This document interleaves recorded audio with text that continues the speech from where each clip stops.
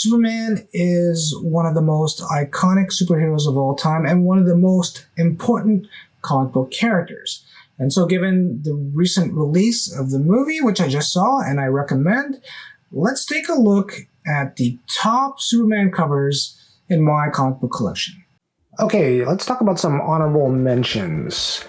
First, there is Superman number 242, which is the conclusion of the Sand Superman story that started with Superman number 233. And I've always loved this Neal Adams cover with the two Supermans going at it. Almost made my top 10, not quite, because I have a lot of, spoiler alert, I have a lot of Neal Adams stuff coming up, so I felt there were other better examples of Neal Adams covers than issue number 242, but it's still a banger. I also wanted to mention Superman number 254 because this is one of my favorite Nick Cardy covers, and Nick Cardy did a lot of Superman covers in the 70s, and 254 is one of my favorite issues done by him, so definitely worth an honorable mention. These are two covers done by Jim Lee, and these came out in 2005, and it was quite a popular run at that time, written by Brian Azzarello and drawn by Jim Lee and Scott Williams. More well known for their Batman run, as well as, of course, their run in X-Men. This is the oldest Superman comic book I have in my collection, and this is a copy of Action Comics number 99. You can see the date on this cover, 1946, so this guy's almost 80 years old. It presents pretty well, but it's got some pretty heavy staining on the back. You can see the back cover here.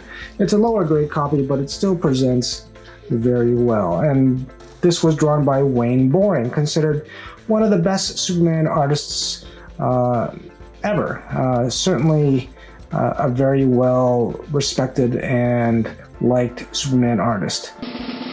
This is a copy of Superman number 400, and with a painted cover by Howard Chaykin, and this was an anniversary issue. So you can see all the different artists that contributed to this issue. But there's one notable artist that's missing, and that's actually Curt Swan. And Curt Swan is possibly one of the best known artists for Superman, certainly for the 1960s. And it was kind of curious that he wasn't included as part of this list, even though he was still doing Superman comic books well into the 1970s. And speaking of Curt Swan, coming in at number 9 is a copy of World's Finest number 169, featuring Superman and Batman. And here you have Superman trying to pump the tires of the broken down Batmobile, which I think is just a hilarious, campy cover. And this also features the first team up between Supergirl and Batgirl. This is also the third appearance of Batgirl altogether. Or is it really Supergirl and Batgirl? But it's a very funny comic book, it's typical of the 1960s, this kind of campy stories that was very common in all Superman titles and Batman titles as well too. And while I'm still on Curt Swan, I thought I would just include one more because I think this is such a great cover by Curt Swan. This is Superman number 226, and it's when Superman became King Kong. And this would be one of the last issues of kind of the camp before Superman would change direction with issue number 233. But I do love this kind of 60s campy style by Curt Swan, and I think this is certainly one of the funnier, more enjoyable covers. Next, we have the classic cover of Crisis on the Infinite Earths number 7. And this is penciled by George Perez. And this is the famous death issue, and I put that in air quotes, death issue of Supergirl. And I always thought this was maybe the best cover of the run. Certainly an iconic classic cover, and a double-sized issue, which is also great.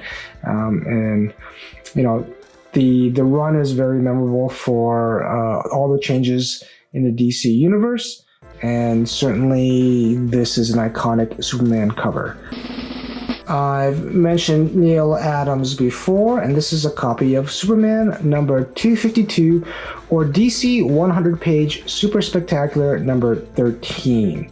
And what is more notable about this cover is that it is a full wraparound cover, which I will show over here. It's certainly one of my favorite Neal Adams covers, like the full wraparound covers, and the iconic all the DC flying superheroes. So an amazing issue of Superman number 252. Another Neal Adams cover, and this is Action Comics number 419. And I do really like this cover in particular just because it has a photo background, and I believe the photos were provided by Jack Adler, who did a lot of this great tone stuff throughout the 50s, 60s, and for a period of time in the 70s, Superman and Action Comics had some covers that had some of these kind of photo backgrounds, and I think they're pretty neat. But I always felt that this cover for Action number 419 was quite an iconic Neal Adams Superman cover. So I do have some more what you would call semi-recent books. This came out in 2001, and this is Action Comics number 775. It's got a great cover by Tim Bradstreet. This is written by Joe Kelly, and it's penciled by Doug Mahnke and Lee Bermejo.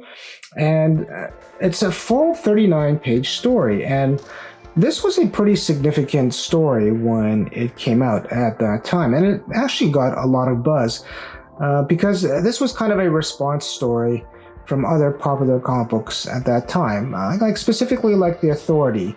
And the story is Superman's response to these so-called heroes or anti-heroes that have come in and have kind of imposed their will on the people. And Superman stands up for his beliefs, and it's really quite a moving, touching story, and I highly recommend that you try to seek this one out and read it. It's been reprinted several times, and I'm really happy to own an original copy of Action number 775. So this one has a lot more weight and meaning for me just because of the story. It's got a great cover by Tim Bradstreet, but really it's the story in this that also drives the importance of this issue. So I really hope you can check this out. Superman in Action Comics number 775.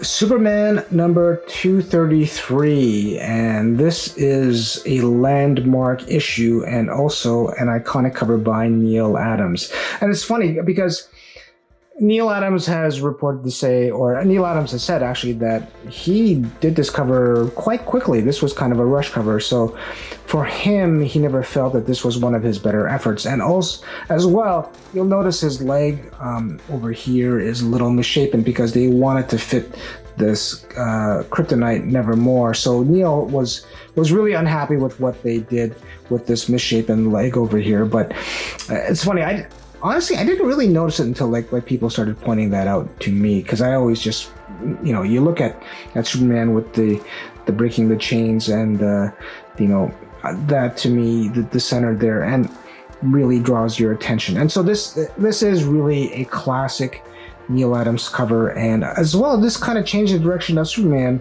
particularly Clark Kent, because in this issue, he becomes a TV kind of host or news anchor instead of the reporter. And so it was a change in direction of the Superman story, as well as in the story, Kryptonite basically is rendered useless for Superman, and it starts to stand Superman's story. So a lot of stuff going on in this issue, as well as the iconic cover. And this has become quite a collector's item. A lot of collectors really look out for this issue now. And that's Superman number 233. This is DC Special Series number 5, and I've always been annoyed by the numbering and the titling of this series because it's not evident on the cover itself. This is the Superman Spectacular issue, but it is number 5 of DC Special Series. And it's got a wonderful cover done by Jose Luis Garcia Lopez, inked by Dick Giordano. And this issue haunted me for many years because I would always see the ad for this comic book in other issues of DC comic books, but I was never able to find this comic book itself. It has always been kind of elusive for me, and I think part of the reason why is because comic book retailers just wouldn't know where to put this issue. And it's an amazing issue because it's also 80 pages and it's a complete novel story. Quite an interesting story featuring, the team up of Lex Luthor and Brainiac. And it's certainly worth looking for, even just to read. And I always love the image of Luthor and Brainiac just kind of, congratulating each other and on the defeat of Superman. So you'll have to read the issue to find out what exactly happens. But I always felt that this had an amazing dramatic cover of Superman, apparently dead, and you have Luthor and Brainiac in the background. So a classic Superman cover featuring the 2 biggest archvillains, in my opinion. DC Special Series number 5, Superman Spectacular. So wow, maybe you didn't expect to see this high up on the list. And this is Avengers JLA, the last issue 404, with an amazing Superman cover holding Thor's hammer and Captain America's shield. If you haven't read this series, it's a lot of fun. An overwhelming number of characters that only George Perez can draw properly. And fittingly, it's written by Kurt Busiek, a writer who has written a lot of JLA and a lot of Avengers comic books. So, he definitely knew his stuff. And the backstory of this is a duel between Kronos and the Grandmaster. And I think it's a really well done story with probably peak George Perez artwork, or one of the best art that he's done. And he's got a huge body of work. If you're a fan of the Avengers or JLA, you're probably well aware of this series. And it's certainly this last issue, I think, may even be the most valuable issue just because of the iconic cover, the iconic Superman cover. So this is my favorite Superman cover, Superman number 317, a classic Neil Adams cover. And if you read the word bubbles, in seconds the kryptonite implanted in my body will kill me, but before I die, I'm taking you with me. And this also has to be one of the biggest letdowns in terms of the story inside the comic book after looking at this incredibly dramatic cover by Neil Adams. But this is certainly, in my opinion, one of the instances where I feel that you buy the comic book for the cover, because really the story in this issue is not that great. It does not do the cover justice. And I always thought this was kind of an interesting Superman issue as well too, because the surrounding issues don't have Neil Adams covers. And I'll show a few of them over here. And they're just, they're just not anywhere near the same in terms of having the dramatic effect that this particular issue does. So as well as when you go through back issues of Superman, you'll always see this one missing. And again, this one took me quite a while to find before I found a nice copy at a reasonable price. This is even years ago. This has always been kind of under the radar for a lot of people, but Superman and Neil Adams collectors, they know about this issue. So this issue does have a bit of a premium compared to issues around it. So there you go, Superman 317, one of the best Superman covers in my collection. Certainly one of my favorites. In my opinion, one of the greatest Superman covers of all time, featuring a who's who of a lot of famous people at that time it was published, is Superman vs. Muhammad Ali, the Treasury Edition. And